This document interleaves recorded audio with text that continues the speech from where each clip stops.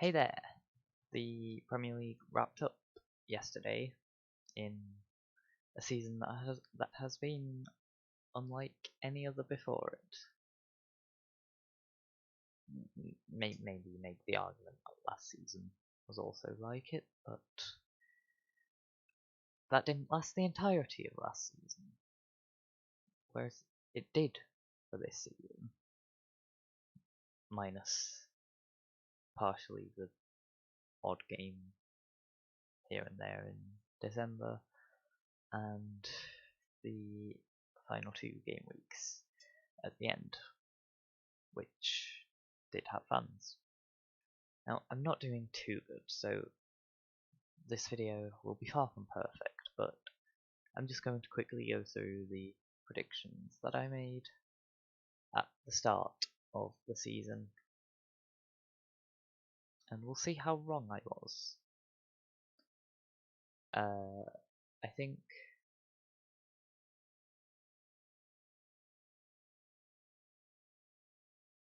we will either... I don't know. Do we go via the actual table or my predicted table? I feel like the actual table is probably better to go by because I have the data for that. So, Sheffield United finished bottom. It was just a very disappointing season for them. Could just not recapture last season's magic. I think it was really a case of what worked so well for them last season was sort of figured out, and teams knew how to play against them this season. And it was just a pretty dismal season to be a Leeds fan, minus your victory at Old Trafford. Now, maybe they can bounce back at the first opportunity. I think it could depend on which manager they get in the summer, but that remains to be seen. So, I'd predicted them to finish in 12th because I didn't foresee them being figured out. I didn't think they'd be as good as last season, but I didn't see the second season syndrome that occurred. Second bottom was West Brom, who I had predicted to just stay up, but they went down fairly comfortably in the end. And if I'm being honest, I don't think sacking Slaven Bilic in the first place was ever the right idea. Particularly after drawing 1-1 at the Etihad. The timing of that was just completely bizarre to me. I guess the sense was that they might be in relegation danger, and if you're in relegation danger, you get Sam Allardyce in, but sadly what was a tried and tested formula for many other teams didn't prove to be the case for West Brom, as they went down under Big Sam. But I think the 5-2 win away to Chelsea might be remembered for quite some time by Baggies fans. I think they should be getting promoted next season from the Championship. Immediate return. Of course, like always, it depends on getting the right manager, right players in, but I believe they can do it. Now, first correct prediction was that I predicted Fulham to just be pipped at the post to relegation, and in the end they were. They went down with a few games to go, but they did fight until the end. Scott Parker, give him credit. He had a playstyle and he stuck with it. It didn't always work, but it was easy on the eye, and maybe some people would argue that it's best to go down playing good football than stay up playing bad football. It depends. It depends whether you're pro results or pro entertainment. And so, just about staying up, we had Burnley in 17th, who I had actually predicted to finish 13th. They did have a really good season last season, and I guess 13th and 17th there isn't really much difference between the two positions, and it was just another season of solid yet unspectacular under Sean Dyche, and it keeps them in the Prem every year, so I guess there's nothing wrong with it. And next up we had Brighton in 16th, who I predicted to finish bottom and go down. For me, there was just something that I didn't see in Brighton. I don't really know what it was, but I didn't rate them. And maybe I felt like they didn't have a proven striker, and that did prove to be right at times, because Brighton are famously in the Premier League this team that create loads of chances but don't put them away. And you see them punished for it time after time. They fail to kill games off, or they fail to get back into games when they have the chance, or they fail to take the lead in the first place. And yeah, it's a problem that, if not addressed, they will go down. But you've got to give credit to Graham Potter, because they play lovely football. It's just often lacking the end product. So, 15th, we had a bit of a surprise in Southampton, who started the season, as many expected to, so well, continuing their brilliant form from last season.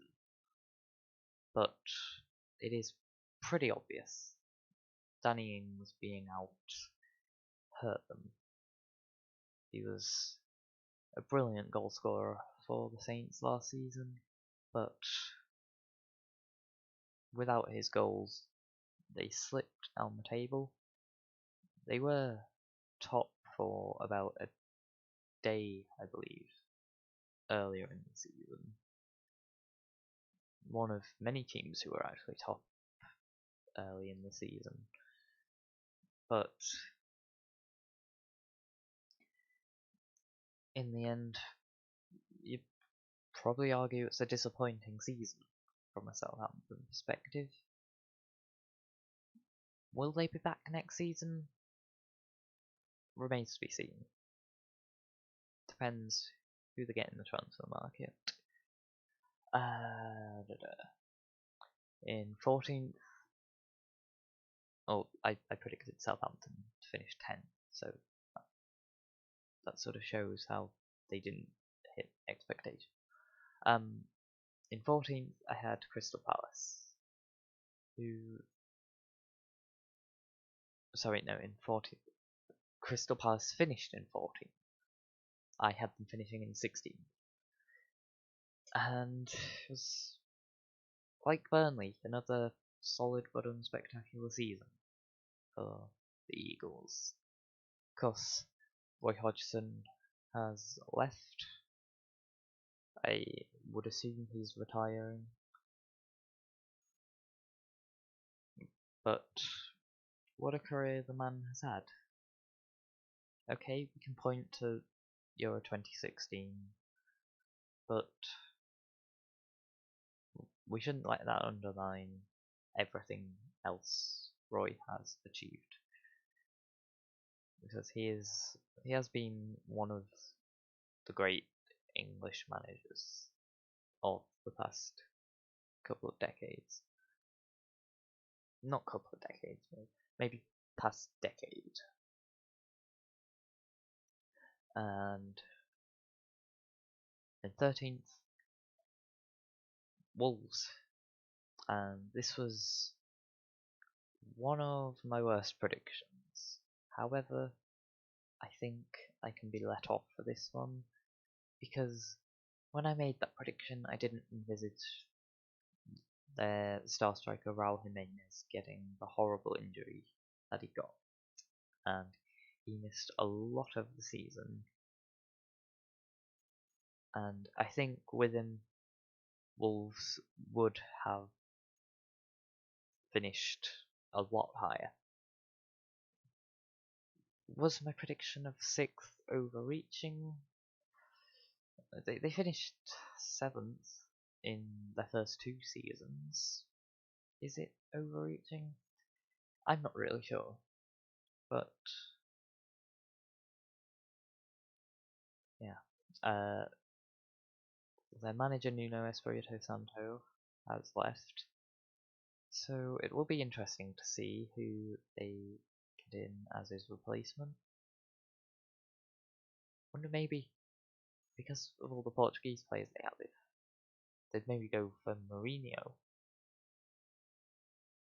Could be an interesting way for him to get revenge on Tottenham and Man United, maybe even Chelsea. And that would be interesting if it did happen, but enough speculating. In 12th was Newcastle. This was another very bad prediction from me. I had them finishing second bottom. I just didn't believe in what was going on at Newcastle. I have to admit, I should have probably thought more about the players they'd actually signed, which I know I didn't do looking back, but I didn't quite buy into what Steve Bruce was doing. And for a while it maybe looked like I would be proved right on that prediction, because they were in and amongst the relegation battle for a long time. But I think Joe Willock, on loan from Arsenal, his goals saw Newcastle kind of go under the radar and just sneak up the table away from the relegation battle. And in the end, they finished 12th, which is a very respectable finish. So, yeah, if they keep up that kind of form for the whole of next season, is Europe on the cards? I mean, you can point to West Ham. Of course, we'll get on to them later. They finished last season very well, as they climbed away from the relegation battle. Could Newcastle do a West Ham next season? Remains to be seen. And rounding off the top half, we had Aston Villa finishing in 11th. And I predicted them to finish 15th, so they did slightly better than I expected them to. And I'll admit, this is another one where I didn't think about it enough. I just kind of didn't think about signing that Aston Villa had made, like Emi Martinez, Matty Cash, for example. Didn't see that with Grealish they'd be creating chances. But yeah, they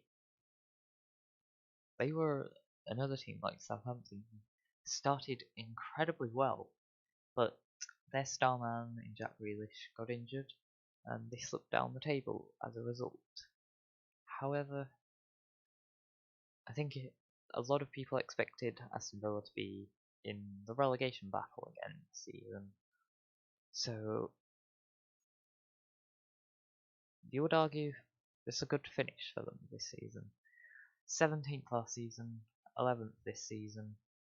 Can they break the top half next season? Maybe even push for Europe? I'll be interested to see who Dean Smith brings in during the summer. He clearly can manage in the Premier League. That has been proven. So, just how far can he take them? Okay, entering the top half now, in 10th we had Everton, who I think aren't really being spoken enough about how they have not had a good season. Their home form has been woeful. But in the end, they really weren't a million miles off European football. There's just a lot of points they lost at different stages of the season that they shouldn't have. That they should have done better. Their away form was among the league's best, but their home form was poor. And under a world-class manager like Carlo Ancelotti, you've got to be doing better. Will they get back into Europe next season? Who knows? It will be interesting to see Carlo's signings this summer, but let me just state my opinion for a second. If Everton don't get Europe next season, I think Ancelotti has to go, because he was brought in to get them into Europe. He's clearly failed to do so this season, and you can maybe forgive it as this being a one-off season, that this was his first full season, but can't give second chances forever. I think next season is his last chance. So, in ninth place, I correctly put Leeds United, and I'm very happy about that because that was a very bold prediction. Leeds did not have a squad of players that you thought looked like a world-class team, because to a lot of people, players like Stuart Dallas, like Patrick Bamford, were not Premier League players. However, I did recognise in Marcelo Bielsa they had a world-class coach, and I think he has played this team perfectly, and they've got an incredible ninth place finish.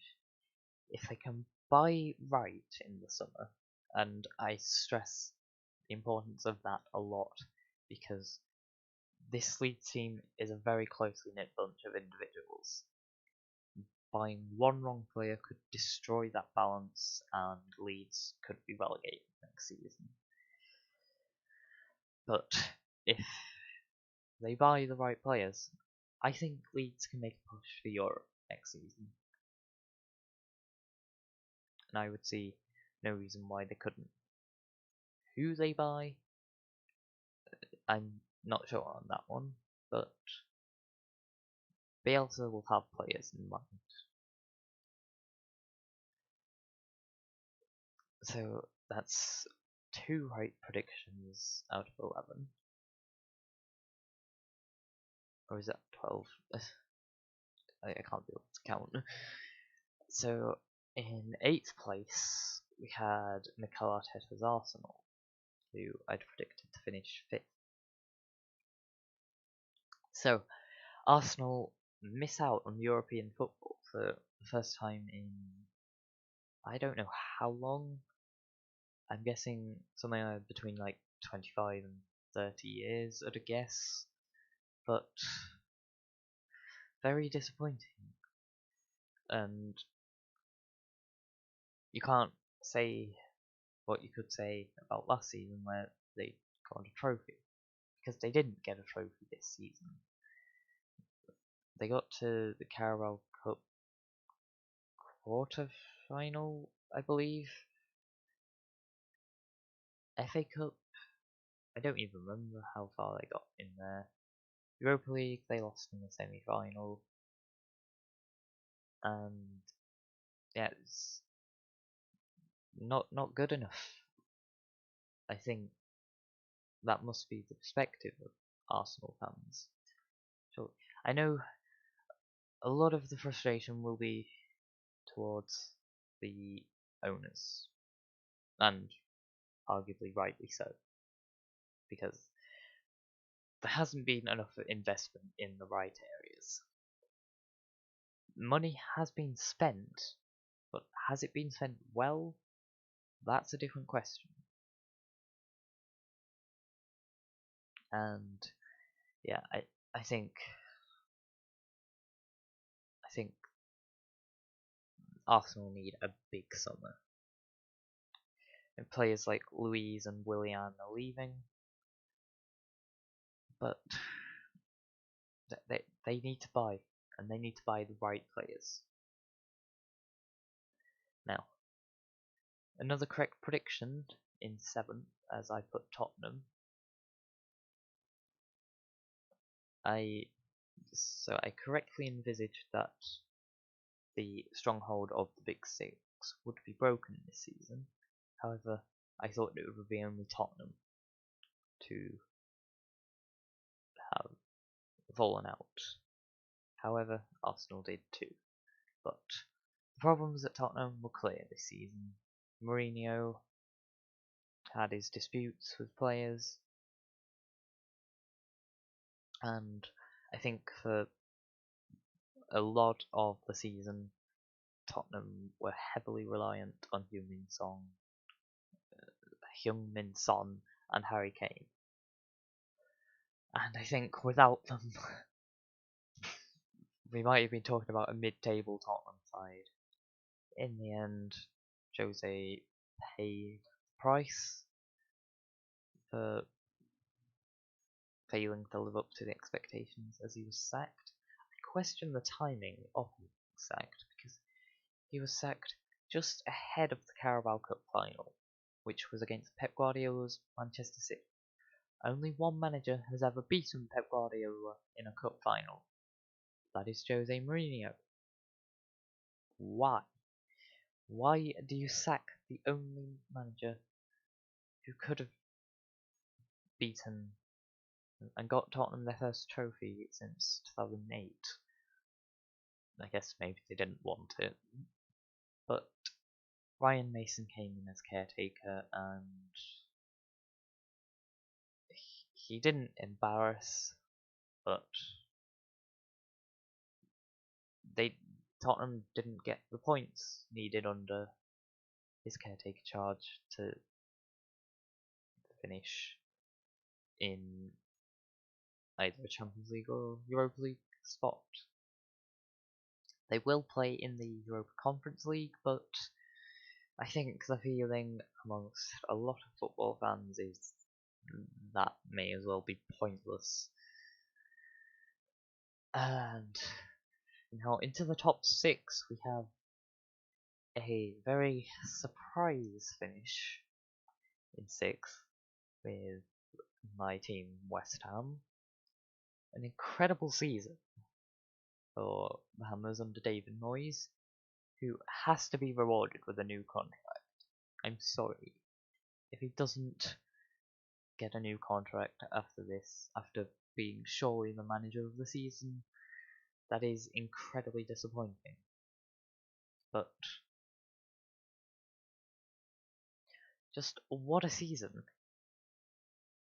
But the crazy thing is, I think it's hard to point to exactly when it became apparent we were going to have a good season, because we were never sort of a big team beater this season.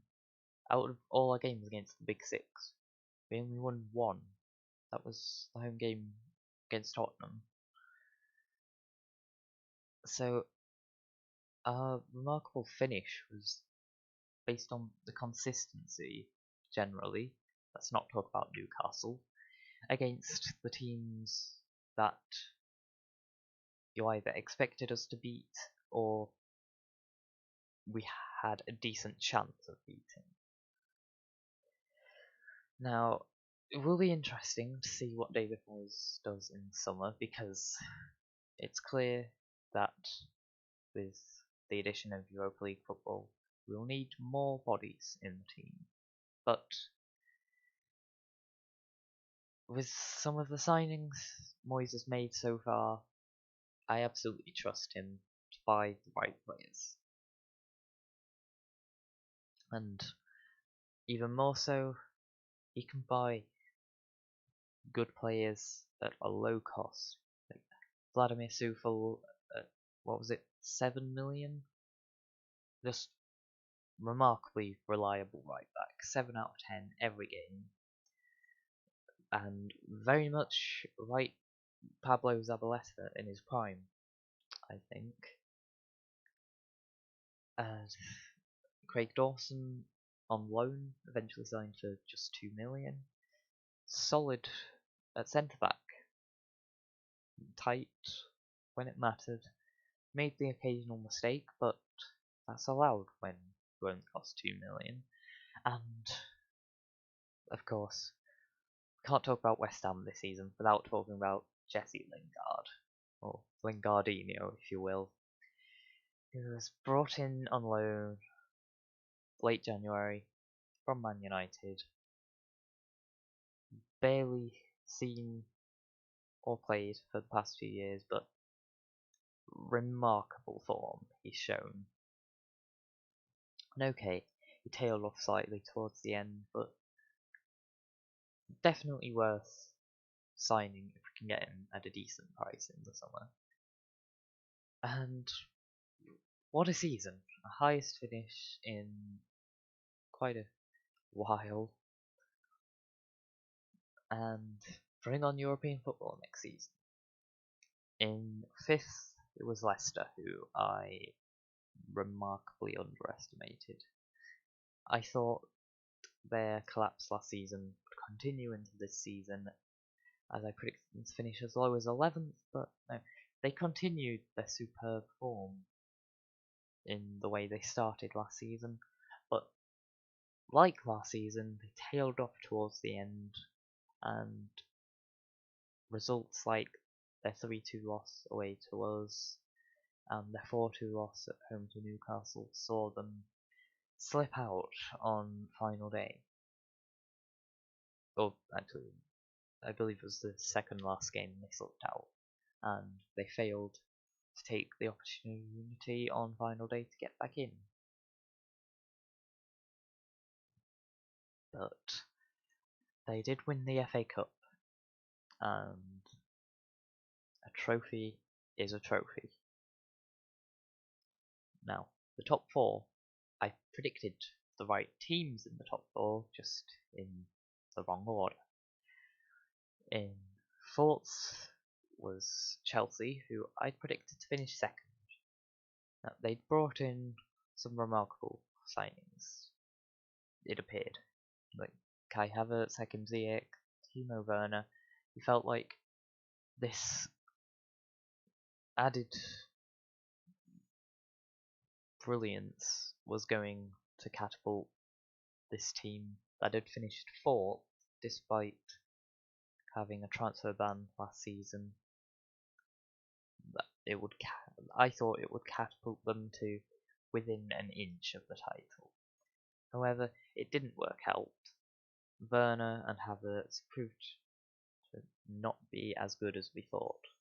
They may still come good, and I think particularly Werner will. He gets into the right positions, just doesn't always get the finish away, and I think that is easily corrected.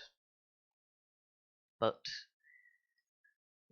Lampard got the sack, Thomas Tuchel came in, he's got them into a Champions League final, and he just about got them into the top four. So Chelsea will still be playing Champions League football next season, and I think it was still a decent enough season in the end for the Blues, particularly if they get their hands on a second, is it Champions League? I assume it is. In third, we had Liverpool, who somehow, despite having a horrible season of injuries, and despite what poor form they were in at one point, managed to finish in third. And you just have to be honest. It was Alisson's goal against West Brom that did it. That gave them the belief going into the final two games that they could still get the top four. And they got the 2 wins that they needed to not only get in the top four, but finish third. And okay, it's not the title defence they would have wanted, but they will surely be back next season, fighting for the title. It'll be a full season without Van Dijk injured, fans back at Anfield. Might be another remarkable season, like the previous 2 seasons before this one were for Liverpool. And in second was Ole Gunnar Solskjaer's Man United, who I predicted weren't really going to build on the third place finish in his first full season, but they were very good this season, finishing second in the end. They went the whole season unbeaten away from home, which only 2 teams, or only one team has done before them. They did it twice. It was Arsenal in, I believe, 01-02, and their invincible season, obviously. And yeah, Bruno Fernandes, of course, was the catalyst behind this, but Cavani, a remarkable signing at striker. They've got him on for another season. Maybe might argue they need another striker because Cavani can't play every game. But this United team does look capable of challenging for the title next season. Now, you would argue they've had a lot of disappointing results in games where they should have won, but didn't do enough to win. Like, a lot of the games away to the big teams, they didn't go for it enough.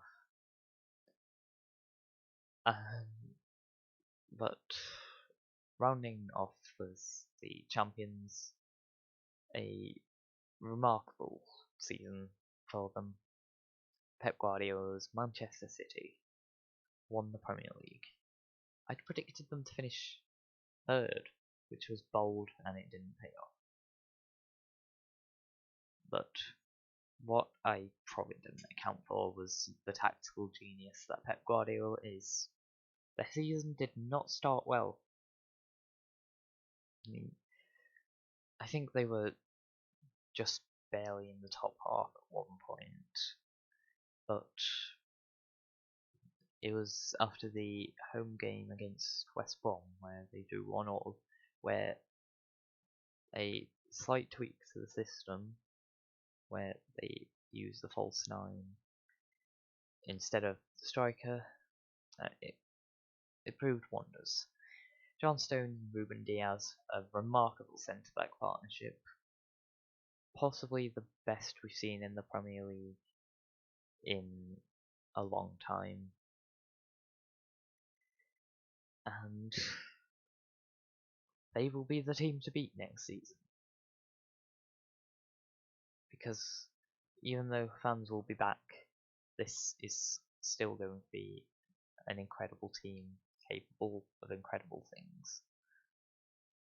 Now, can they cap it off with a Champions League? I think they have to be considered the favourites. Even though Chelsea did beat them a few weeks back in the league, I think Pep Guardiola, on the big occasion, will come up with the goods and beat Thomas Tuchel, who will suffer defeat in a second consecutive Champions League final. But that is it for this video. Sorry it was a bit of a long one. Sorry it wasn't particularly entertaining. As I said, I'm not doing too good, but done the best I can. Anyway, as always, thank you for watching. Hope you're staying safe. See you next time. Goodbye.